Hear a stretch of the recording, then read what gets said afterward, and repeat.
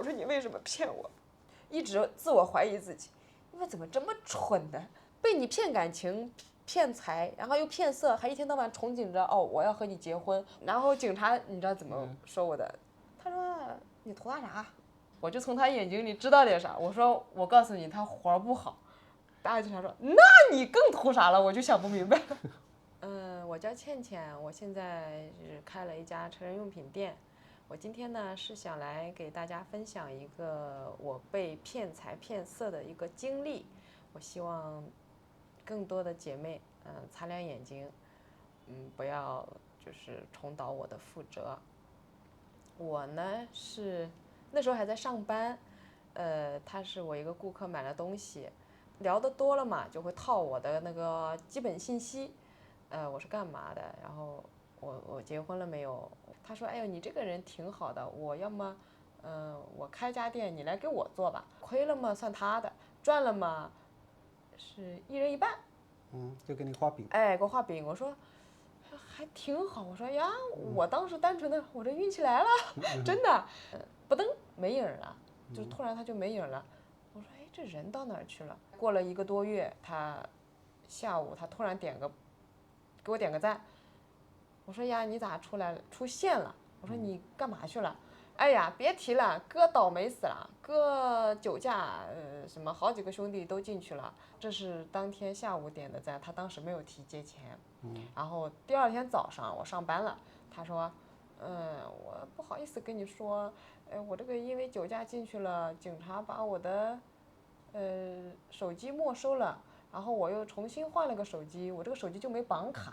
他说，哎呀，我也不好意思找我那朋友借钱，我一个大老板，我找人家借钱，人家说你咋100块都找我借？他说我能借你的钱100块，我打车到那个奉贤我朋友那里，我那个装修茶馆，100多万，我要去看看呢。我觉得他不至于骗100块吧？对，我就借给他了，我也没防备别人骗我，因为我是不去骗别人的。他说他还跟了一句，哎，我一说你就给我了，咱俩也就见过1次面，你不怕我骗你吗？我傻不愣登的，我回答，也不至于吧，谁现在去骗100块呀？我说你要骗100块吗？我也就当100块没了，那你也就值100块了。他说不会的，哥借你100块，哥还你200块，他真还就转了200给我。结果第二天又是，哎呀，哥今天还再借你点，你愿意不？他说我说你不用多还我，你就我借多少你还我多少就行了。然后他说不会的，我肯定多还你的。然后这一次他就没有按时的说还，后面就是这种套路，就越来越多，越来越多。借完5000以后，他开始说了，哎呦，我觉得你人很好的，你也单身，我也已经离婚，要不咱俩处处吧？我说不是做生意嘛，怎么又处了？我说我觉得我跟男人搞不好的。他说他就说的原话就是你不试试你怎么知道天下男人都是坏的呢？他说你给自己个机会，也给我个机会嘛，说的很诚恳。然后我想想也是心动了啊。心动主要是一个是觉得沟通下来还不错，还不错第二个是他营造他自己是大老板的。哎，对，还有一个他说话的方式啊，他想去骗你，他就是不会呛着你的。他很会迎合哎，你。他会迎合我，然后这里面其实他在这个过程中，他是营造一种马上要给你开店的那种感觉，对吧？然后好像是给我情绪价值，要和我结婚走下去的。他说：“哎呀，咱们这么久了，我们也要正式见一次面了。哥们，他那天晚上他就过来了，然后他说在车上聊了会儿，他说，反正第一次和你见面也不能直接就和你发生关系，那样就太不好了。那也不是我的作风，他还标榜自己。哎，我当时会觉得，哎呦，这种男人好像比较好哦，不是贪我的身体，因为我做这个，就容易被别人觉得我成人用品店很会，然后会贪我的身体。我说又加了分了。9月份的时候吧，我也想你了，要不我过去吧？那天下午过来的，他说咱们这个房间不行，他说。我要和你在一起的话，我要给你租个大房子。这个房子我要在里面喝茶的，你这都没地方喝茶。他说我给你搬吧，然后就搬了。他给我搬到酒店里去了。就等于忽悠你说你这个房子不行，说帮你安排其他地方，哎等你东西打包好了拉走了，又不给你安排地方，然后住酒店。因为他一下子那时候还没骗我很多钱，他一下子康基掏那个去付房费，不是要做负2押1什么的，他没有呀。那维也纳虽然贵，那是不是从我身边今天要点，明天要点，几百的是要得到不了，等于还是我自己的钱了。然后呢，自己说嘛，我说这个太贵了，咱没必要。他说让你掏钱了吗？这都是我掏钱的，然后你就不用管了。我借你的钱，我一分不少的还给你，我再乘以3。我说你也别乘以3了，你把该给我的先给我。后来我朋友是需要一笔钱，但是我的钱嘛是借给我那个男朋友。他说啊，你傻子吗？哪有一个女的会去借给男人钱？那个时候已经借了多少给你？那个时候已经有20万了，已经给他了。正常来说，你也不是小姑娘了，怎么会那么一遍一遍的被忽悠呢？我承认是有一点贪婪，就是他说他是什么有钱什么的，我总觉得哦，就总想着万一他真的是哎，他说的那样，对，万一他真的是那样，下半辈子就轻松了。哎，对，能轻松点。我也不是那种我就不干活了就靠吃男人的那种。如果我觉得我要有那个心思就好了，就是有的女人她就是搞男人钱的那种，她就不会被骗，她就知道要进钱，就不会出钱。我是觉得我现在，既然他要跟我走下去，那他有困难我帮他，等他好了，我不是也好了？我就是这样想的。就他抓住了你这个点，他一步一步的能骗到你，每次都能成功。每次都能成功，每次都说。因为你是实打实的想踏实跟他过个好日子。对，包括到后来，他就我已经催他要钱要得很紧的时候，他给我来又画一个饼，我要生孩子，然后买房子，就是他每次都说自己爸爸什么领导，然后自己见的都是大人物啊，做生意都是和部队上的。但是我那个朋友他说80%是骗子，我还不相信呢。他说你录个，他下次来，你就问他几个问题，你问他为什么银行卡转不出来，你录一下，我就录了，还好这个以后。没想到是作为这个证据了，关键证据真的有用了。当时我是没想的，然后不是一直这样拖到后来，我不是一直在想开一个店嘛？开这个成人店是，他跟你提嘴，然后你就放在心上了，然后你自己就慢慢在筹划，对，以为他会支持你。对，其实没想到他不光没支持你，还把你的钱骗走了。其实那时候他没说要开的时候，我有一点点这个影子，我想开，只是我那时候钱不够，我在攒钱，我没给他说我也想开。我当时也有个小心思，他说开嘛就给我开，我也就省点钱嘛，毕竟有风险。我已经找了一个店，我说我要找好了，付定金，我说你给我拿1万块钱，他说老公明天10万块准时打到你的账上，10万够不够？不行，10万也不够呀，我给你40万，你这个店40万够不够？我说够了。我第2天我打个电话，没反应，房东都已经到了没有？我急得话，我就给那个找我借钱的那个朋友，我说你借我点钱吧，他给我转了1万块钱。到这个过程中还不相信他骗？对，还不相信他骗。他每次骗完了，他都会过来哄你，要么拍一个自己被逼的流泪的，他说我的货卡也付不出，我从我妹妹那儿拿了300多万都垫到货款里了，我的银行卡出不来怎么办？然后他那个泪流的我又心疼，他那样我眼圈还红。我说哎呦，一个男的被逼成这样。然后我让他还钱，有一次逼得很了，他跪下来就是拍一个视频啊，就这样啊，求求你了，你再给我2天，就一次就是他就是。在这个之后还又给他转了。还有的，有的。都这样了，你还相信他？对呀，我后来想，我那时候估计是被鬼迷了心窍吧。我的信用卡被起诉这么严重的事情，他竟然就是无动于衷，就是我要还信用卡的时候，他就不接电话的，打不通的。然后呢，付房租他也是打不通的。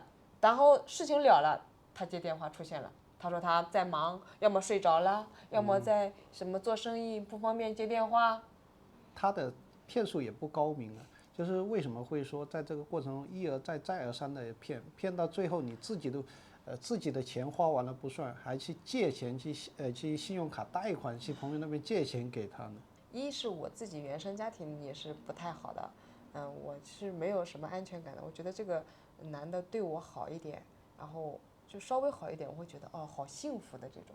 还有一种就是我当时就想着，在这个事业上面，他当时不是说开店嘛，我还也许会能帮一把。他现在困难的时候，我来帮他，就是以心换心嘛，应该又有个家，然后还能店开起来，不也挺好的？没想到人这么坏。哎，我就没想到人会这么坏，因为在我的那个圈子里啊，没人这么坏的。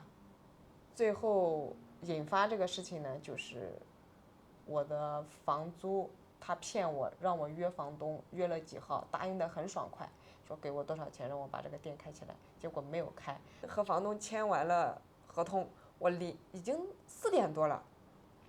这一段时间太痛苦了，我就去到他说的那个地址，门没锁，我没敢进去，我害怕。就你去到了他告诉你地址的那个地方，我还心里面还软的，我说我万一闯进去，他爸妈以为他什么事情，我说不好，我就在外面等他。这个时候还替他着想啊，我就坐在那多冷啊！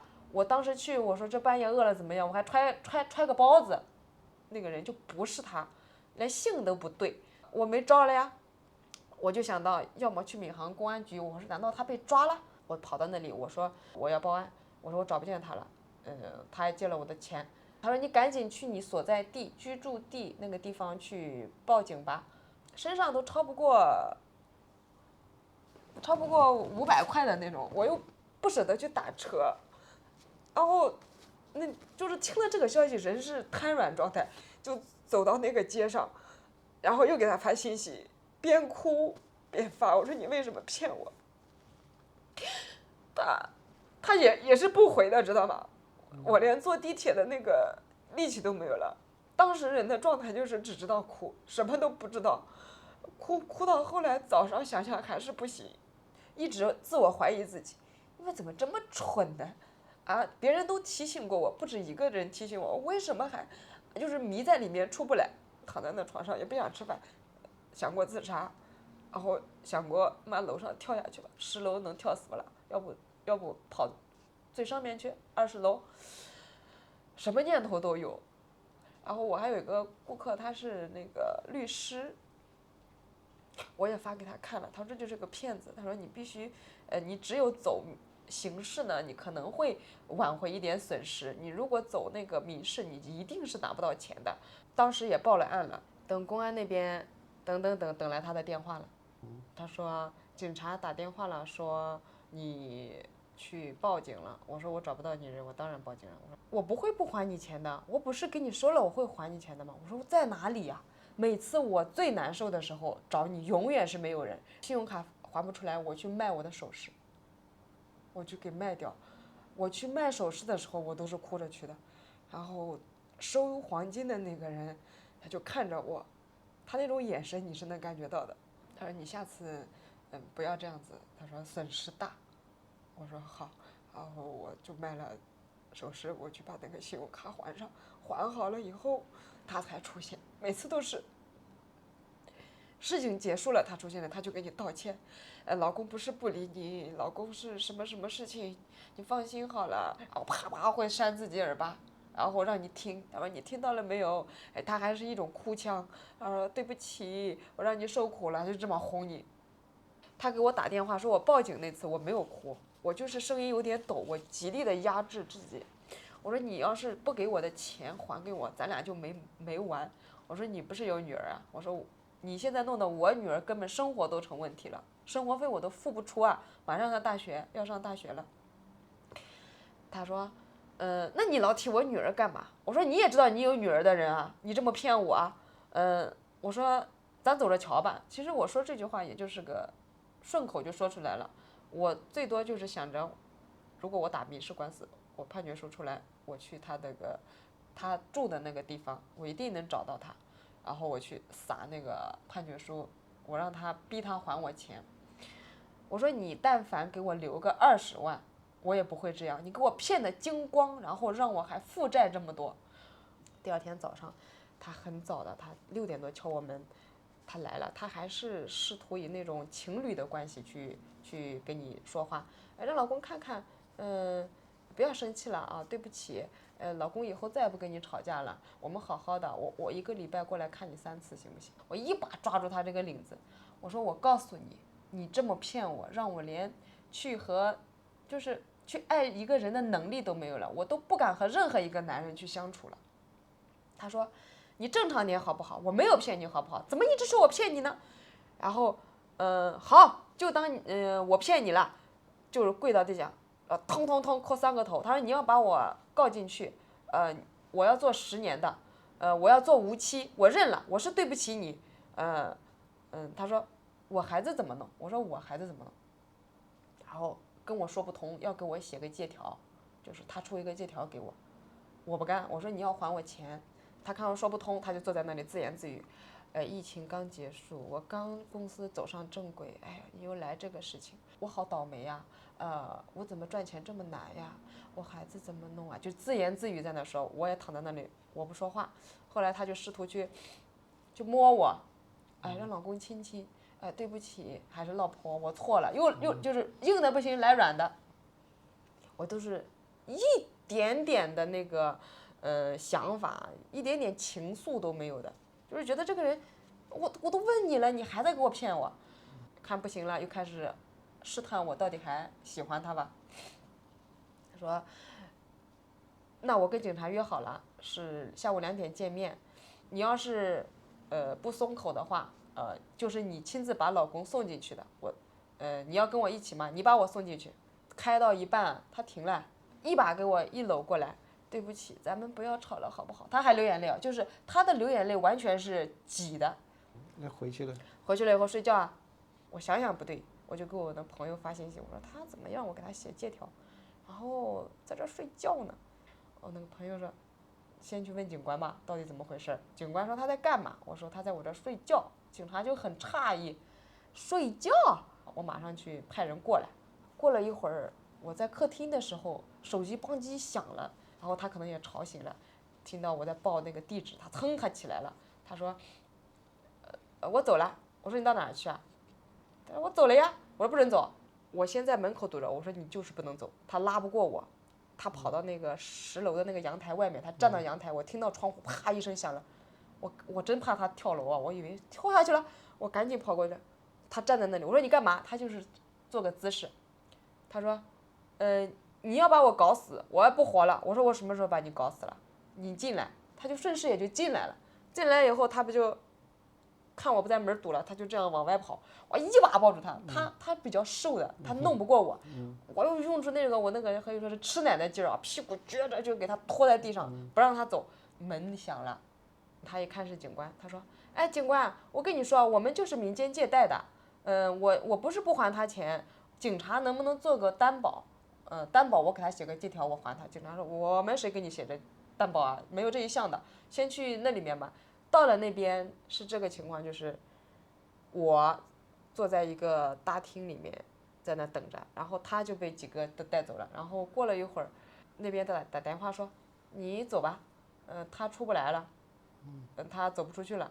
然后他这个就是个诈骗，他因为他举证举不出来。”从那之后他就再也没出来过。从那以后就没出来过。中间他的家人联系我说，让我在这37天以内，就是改口供。把他弄出来，弄出来以后让他出来还我钱。我说他在警察已经找他了，已经找到他了，他都不还我钱，还出来还我钱。然后我说你早干嘛去了？他家里没有说想到帮他凑完钱还给你吗？他说5万块，让我出个谅解书。我说骗我50万。出5万让我出个谅解书，就是谅解书，一般出谅解书的前提就是全还的，然后得到当事人的谅解。我不只是钱方面被你骗感情、骗财，然后又骗色，还一天到晚憧憬着我要和你结婚。我真的是在那段时间我都在备孕。他的骗术也不高明啊，就是为什么会说在这个过程中一而再再而三的骗到最后你自己都。自己的钱花完了不算，还去借钱去信用卡贷款去朋友那边借钱给他呢。一是我自己原生家庭也是不太好的，我是没有什么安全感的。我觉得这个男的对我好一点，然后就稍微好一点，我会觉得哦，好幸福的这种。还有一种就是我当时就想着，在这个事业上面，他当时不是说开店嘛，我还也许会能帮一把。他现在困难的时候，我来帮他，就是以心换心嘛，应该又有个家，然后还能店开起来，不也挺好的？没想到人这么坏。哎，我就没想到人会这么坏，因为在我的那个圈子里啊，没人这么坏的。我对这些社会上的骗局什么的，我有时候会刷到啊，会看到，我说，哎呀妈，这个人，我还说这么蠢啊，还会骗，哪知道这种事情就发生在我身上。你看，有很多机会是可以刹车的。对，包括你身边的朋友也劝你，告诉你他很有可能是骗子。那为什么所有的信息都被隔绝了？我曾经说，你把你公司的那个抬头拍给我。他说他公司账上有2000多万冻着，就是打不出来。我说你把那个能不能拍个图给我，行吧？这个都是财务弄的，我还去拍，像什么呀？当我逼得急的时候，他就开始装可怜了。老婆，我求求你了，你能不能不要再逼我了？我真的，他就会哭腔，然后要么就是打自己头。我就觉得，哎，我怎么会把他逼成这样一个以后要共同生活的人？就像你说的，有的时候你自己在网上看到诈骗的，你会觉得这么蠢。我会觉这种事情发得这么蠢。生到你自己身上，那其实这也是一个普遍现象，就是好多人会觉得说我也不笨呢，但是当事情来的时候，还是会容易上当。一个正常的人，他会陷入到里面去，他最重要的是因为什么？最重要的是对方能够想骗你，他会提供你情绪价值，尤其是女的。还有一个就是这个人我本身也是想着，能有一个比我好的人，我能稍微靠一靠，是有这个心态的，就是有点小贪心。那经过这个事，你自己对自己有些什么反思？反思就是我这个容易相信人，这是很早以前就说过的，就是别人说的话我不去推敲，哦对的，他们说是什么什么，这个我已经现在不会再犯了。还有一个就是当别人给你画大饼说怎么样怎么样怎么样的，永远不要相信，天上没有掉馅饼的，我不是18，我不是美貌如仙。当时我说过这个话，我说你有钱，你还是什么住星河湾的啊，账上几千万，我说你要找个处女都行，你找我是图啥？我还比你大3岁。他说我都玩的不要玩了，那些女孩子就图我钱，他会给我贴标签，他说你是要和我过日子的，实实在在的。但他实际上反倒就是拿你这些钱去玩那些女的了。就是这样子的。可能也有一些人会处在这个困惑中。那你会有一些什么建议呢？因为你是过来人。我现在总结出来就是，女人的钱，不要出去，没有哪一个喜欢你，还要和你结婚生子的男人，一天到晚在你面前说没有钱的，他没有钱，他有同事，他有爸妈，他会找他的别的途径。如果他一直说没钱没钱没钱，那就是在打你的主意。还有一个就是什么，那种一直顺着你说话的，绝对是有陷阱的。不要看他怎么说，要看他怎么做，对吧？你的真心付出不是说出来的，是做出来的，这个是一个关键的点，就是你讲的。然后对自己方面呢，我觉得可能是一个对自己有一个正确的自我认识。对。如果你够得到你层次之内的认知之内的东西，或者说人，不要说你太高的地方，人家怎么会那么容易看上你？对，你又不是哪有那么好的馅饼？那自己至少要打个问号嘛，对吧？对的。最重要的是你太快的陷入进去，太晚的抽离出来。你觉得如果再来一次的话，你还会这样吗？再和他吗？不会呀，借我100块我都不借。那会不会走到另外一个极端呢？就是会影响到你正常的一个为人处事已经。我觉得这件事情对我的影响是有影响的，就是最起码在男人这方面。如果谁要去说想和我相处，哪怕他是真心想和我相处，我都是第一时间去拒绝的。不相信男人了。不相信男人。对自我的判断也怀疑了。刚出事的时候，我就觉得我做任何决定，哪怕我去买个东西，我都在想，哎，我这个决定是对的吗？我会不会买错啊？这个东西买回去到底有用啊？一天到晚就在自我怀疑。就不光被骗财骗色，而且感觉智商被对磨擦了一遍。对，就是这个是最打击人的。我很长一段时间就是开了这个店啊，我一直从这个情绪里面出不来，就是每天就是情绪激到一个点的时候，我要去哭一会儿，不哭我就扛不过去的，必须哭，睡觉之前先哭一下，要不这个情绪也是不行的。因为其实它的剧本呢也不复杂，它的骗术也不也高明，但是呢每一个节点方面戳中我的它都戳中了你，它其实是针对你的一个具体的剧本。这个人肯定是个聪明的人，只是他把他的聪明劲用在不是正确的地方，给你提供情绪价值，给你创造你想要的一个幻境，对，甚至说让你跟外界隔绝了，整个信息是封闭的，让你只相信他那一个人，这就是很典型的一个 PUA 嘛，对吧？那你现在那个钱是要不回来了？钱要不回来了，他就是说被判了开庭，检察官量刑是6年6个月，基本上就是这样子了。这里可能好难受的一点是，就是也是智商被那个，对，这个是可能会引起很长时间痛苦的一个方面。就是我钱没了，我还过一段时间我慢慢赚回来了，我心里会好一点。但是他这个事情让我就是像一个笑柄了，就一个笑料了，一个傻逼就当傻子，而且还让大家都知道你是傻子，证明给别人看了。对，还说妈的还被骗，然后警察你知道怎么说我的？他说你图他啥？我知道他想说什么，我说他真长得不帅。他说那你图他啥？然后警察就看着我，我就从他眼睛里知道点啥。我说我告诉你他活不好。大警察说那你更图啥了？我就想不明白了。我说我就是想着有个家，然后他会给我一些情绪价值，让我觉得我以前受的那种感情伤害什么的弥补了，我觉得挺暖心的。很多私底下或者其他方面都挺聪明的，看起来挺精明的女的，但是就是会栽在这个手上。那怎么样用一个简单的方式去避免掉这个呢？不要给别人透露你过多的信息。第二个，不要贪心。不要觉得它能给你带来你想要的一些东西，就是超出你，自己现有阶段这水平的东西。第三个就是不要怀疑自己，你自己就是很好的。他就算比你年轻，就算比你帅，就算比你有钱，只要他没有实际对你付出任何东西，都是个屁，真的都是个屁。